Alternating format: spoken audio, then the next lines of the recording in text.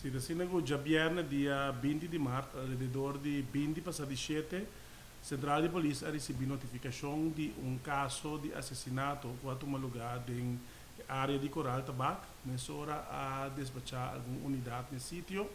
E ora chega em verdade a encontrar e caminho de terra que tinha em Coral Tabac, homem que está canto de caminho que não estava dando uma sinal de vida.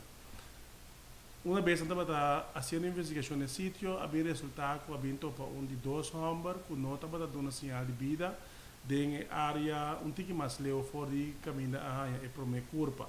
Se trata de D'Angelo Luisa, nascida em Corsol, dia 30 de novembro de 1998, e também Humphrey José Martina, nascida em Corsol, 19 de março de 1992.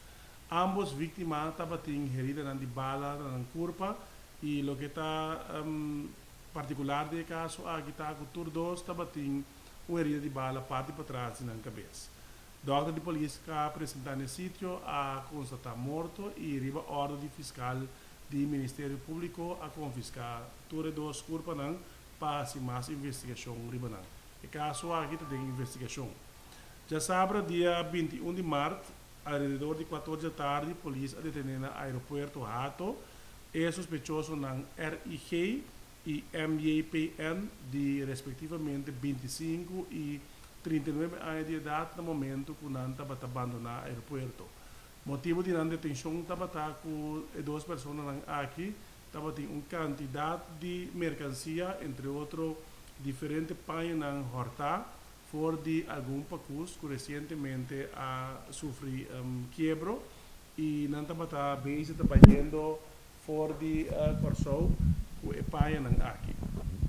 Se trata de duas pessoas nascidas na Venezuela, todos queda detenidos e há uma entrada judicial. No caso, caminho na viva e não também havem encontrado uma quantidade de panha que o abordo confiscar. E duas pessoas não queda detenidas e não também abordo apresentado diante de fiscal auxiliar que a ordenar na encarcelação. Ribe mês dia 21 de março, ribe já sabe, e mais ou menos quarto passado de 10 da noite, Central de Polícia a receber informação de tiroteio que a tomar lugar em Roosevelt.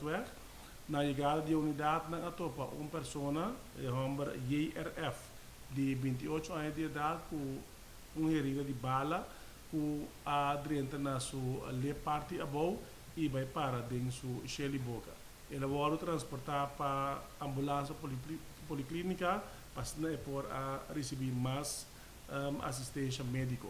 Depois disso aqui, ele vai